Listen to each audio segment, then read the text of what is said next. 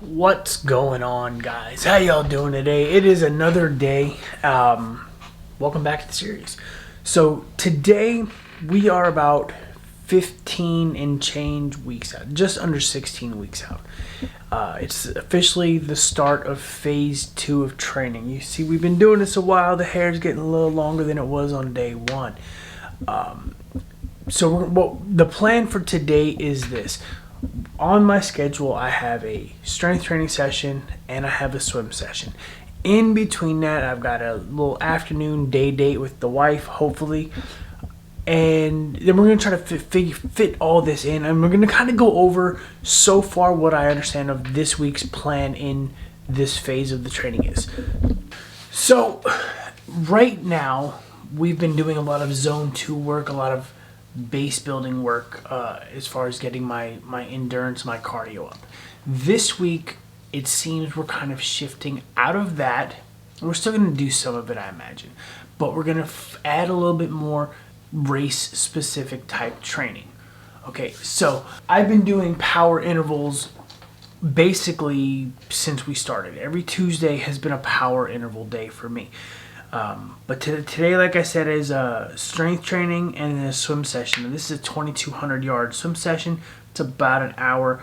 Lots of drills. Okay, I guess not really a lot of drills, but drills. Tomorrow I get a speed power session so we've been ramping up our power intervals. Usually they've been about 30 seconds. They started with 30 seconds, then they went to 45 seconds and 60 seconds. Now they're at 90-second power intervals. Okay, which is, we're trying to make sure those leg muscles are ready to go because we're gonna need power. We're gonna need speed. Speed. I am speed. All right, so Tuesday I have a 8 by 90 second power workout where I'm pushing between 310 384 watts for those 90 seconds. Not too bad. I think I'll be able to handle it. It's going to be tough because that's a lot of power when you're not a pro. So 390 watts is going to be tough. Wednesday, strength training, and we get our first hill repeat session. So I have to find a hill that I can run up for at least 1 minute. And then I can do like a 2-minute recovery downhill. I've got to do 8 of those, right? On top of a strength session, on top of another pool session. Then we have a brick on Friday or on Thursday. Friday we have a pool and here's a good one, a bike race pace power workout where basically I'm doing a 10-minute warm-up, 10-minute cool down, and that 50 minutes in between we are riding at race pace. Saturday we have a long run just to kind of give my bike legs a break. And then Sunday we have a long ride, a 3.5 hour ride, and then a 30-minute recovery run. So this week is going to be different. We're changing the eating strategy up this week. I'll talk about that in the next video. But this week starts phase 2 of training, and I personally could not be more stoked about it. Alright, so the plan is 9:12 right now. The plan is finish making my waffle, or my pancake, not my waffle. Could have made a waffle. Didn't feel like they didn't have the waffle maker. Make my pancake, let this digest. As this is digesting, get ready to go to the gym, where I'm going to do a total body workout, just because I don't feel like doing chest, I don't feel like doing body part specific. I'm just going to do a full total body, the whole thing workout.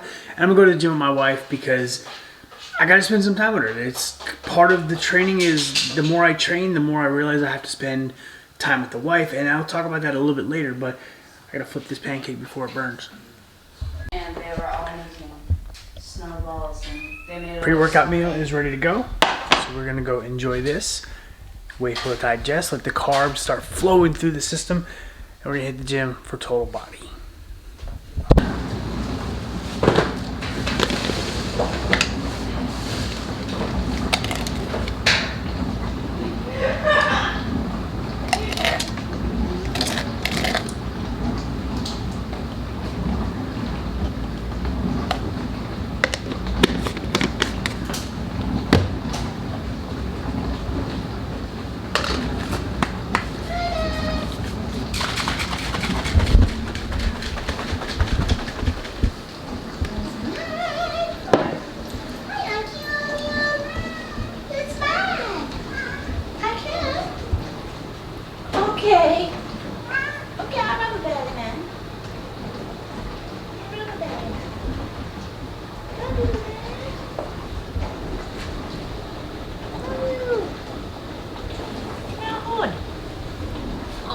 Oh. He loves you. He's happy. Alright, so you know the deal. 2 scoops of Energize. About to chug this. I did put a scoop of the base salts in here because I'm trying to keep my hydration up. I know it's cold these days, but you still need to keep your hydration, your sodium, your electrolytes up, especially for those long workouts. So after I drink this, we're headed to the gym. Total body workout. See you later.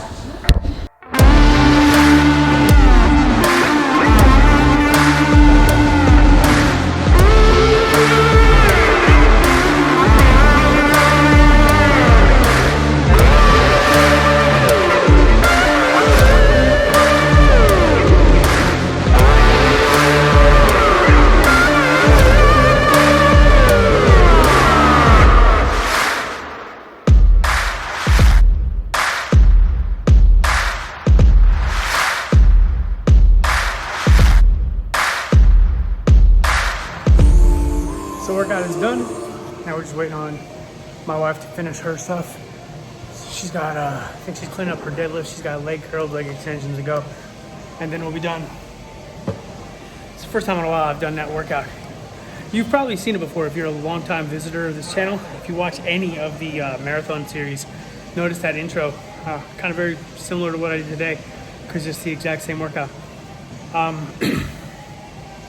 yeah, once she's done, we are gonna go home. I'm gonna eat breakfast, and I don't know what we're gonna do until I gotta go to the pool, but I gotta go to the pool later, handle some things around the house with the family, and we'll figure it out. But that's today's strength training workout.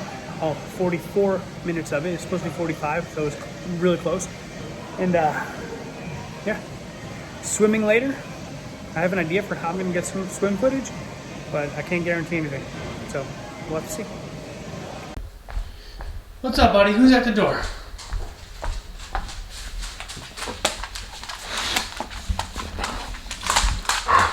Okay, someone's at the door. Who's it? Who's there, buddy?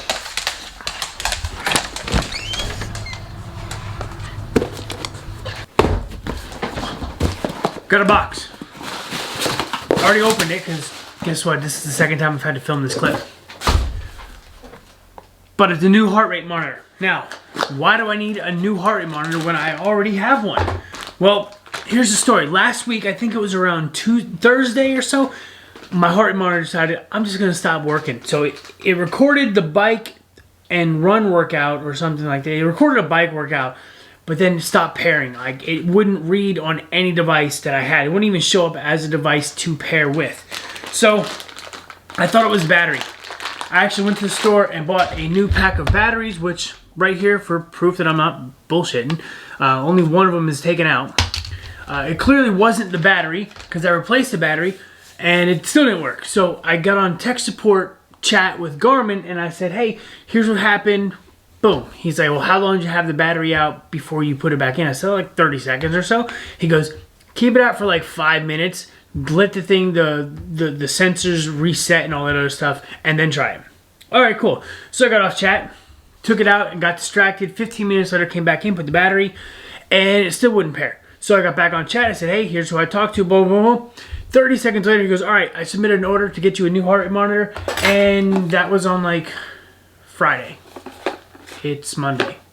So they came through in clutch. So if Garmin, love the customer service, customer support, but at least now I can repair my heart rate monitor to my watch and my my bike or my trainer, and I can start recording heart rate data again tomorrow, because it is key. Even though I'm not doing heart rate training, it's nice to know that where my heart rate is. It's another metric that we have.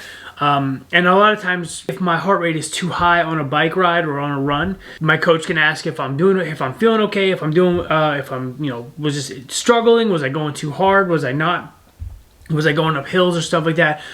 For example, a couple weeks ago, I had a 3-hour or 2.5 hour bike ride.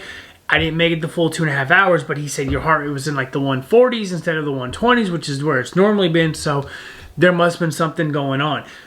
Turns out it was humidity, yada yada. Either way, but it's just another metric that we can utilize to track how training is going, and I'm glad to have it back. So Shout out to Garmin. Looking on the hooking up with the new heart rate monitor. Glad to have it back. Now I get to go training. Yeah.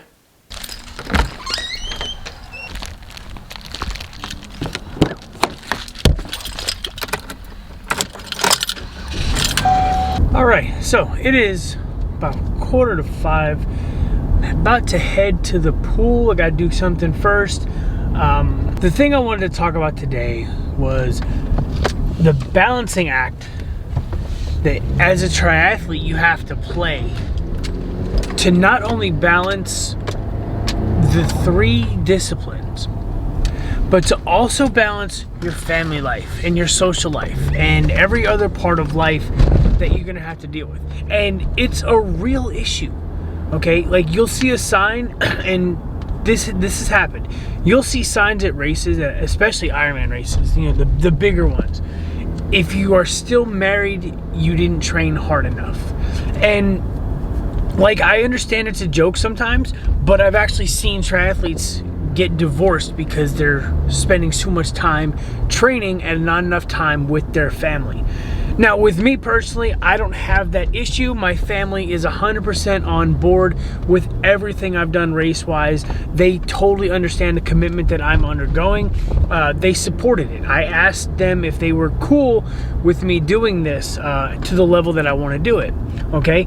That's just the relationship that I happen to have with my wife and my kids, because I know that I don't want to take anything away from them. I even said that to my wife last night. I said, we were planning date night this weekend, and it never happened. I went out with friends yesterday. She was taking Christmas stuff down, got tired, and we pushed it to today. But today, you know, things with Mackenzie came first, and we had some other things to do, and we never actually had our date night. But last night, I asked her, I said, so, you know, she asked me what my schedule today was, and I said, are you sure it's cool that I go, because, you know, in the evening, because I have off today, it's, you know, Martin Luther King Day, I could go to the pool in the morning if we had other things to do. And she was adamant that, no, it was cool either way when I went to the pool. But I made sure to tell her that I wasn't asking necessarily for permission to go to the pool later in the day. I just wanted to make sure that I wasn't crossing that line between focusing too much on training and not enough on family. It is a balancing act, because as you get deeper into racing and your goals increase and your training volume increases to meet those goals, you're gonna have to spend a lot of time away from your family. Like, I fully expect in April to be having 8 to 10 hour training days where I'm up at 4 or 5 o'clock in the morning, eating, getting on the bike for 6 hours, and then having a 2-hour run following that. Or, you know, I totally expect that. But my wife, because we've talked about it, understands that, and she's totally committed. As long as I maintain communication, I'm okay with her. That's my advice to you guys, because you're going to have a lot of, you know, your friends aren't going to understand why you're spending so much time training. Your loved ones may not understand why you're going to spend so much time training. You may have to cancel events. You may have to miss events. You know, vacations are going to suck. I base all my vacations now around races. I won't take a vacation, or I panic when it comes to taking vacations around races. Up until like couple of days ago, my entire month of April was going to be traveling, and all of that got canceled. And that's awesome for me, because that's the peak week or peak month of training is that particular month. So the fact that all of that travel is now gone, I can proceed as normal.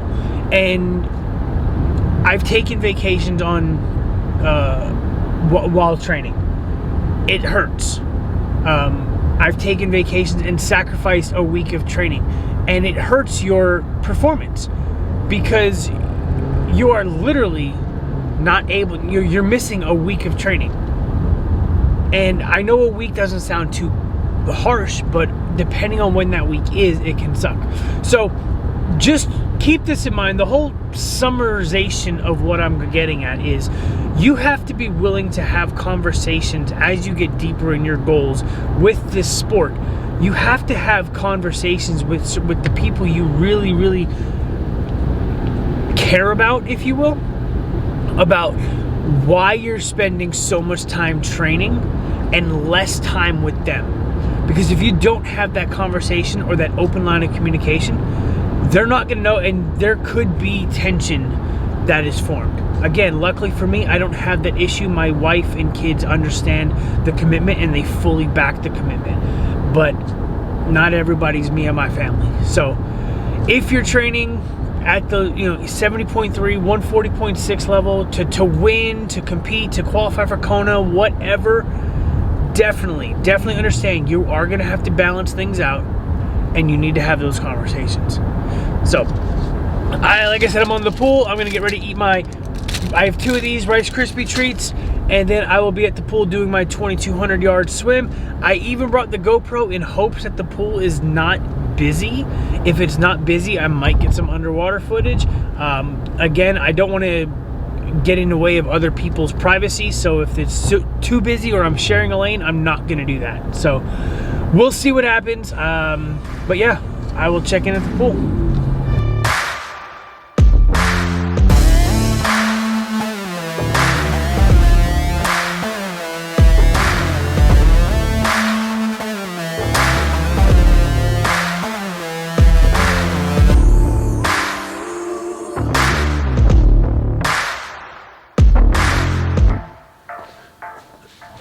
Alright, so we're done with the pool, with the workout.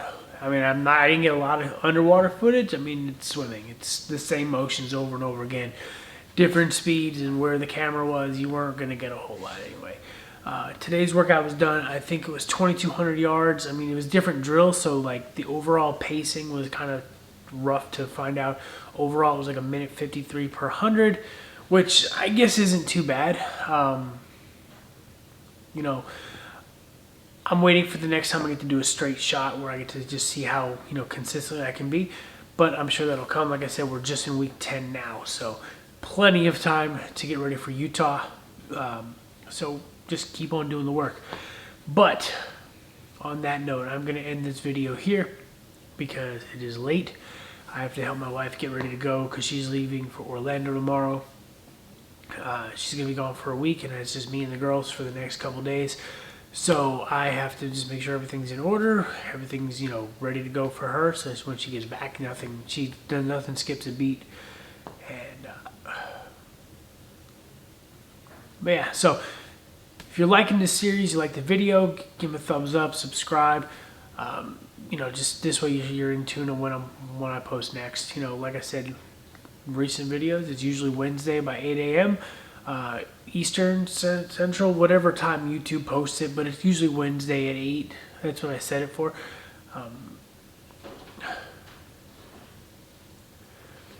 Yeah, so I'm going to end this video here. Give it a like, subscribe if you're enjoying the series so far. Every Wednesday, 8 a.m., whatever time zone YouTube decides to post on, that'll be the next video. But if you hit that bell next to the subscribe button, you get alerted when I post, just in case I'm late or something weird happens and I don't get it on time. But yeah, we're going to end this video today, or end this video here. And yeah, let me get ready for bed. I'm exhausted. That swim workout was tough. So I'll see y'all in the next video.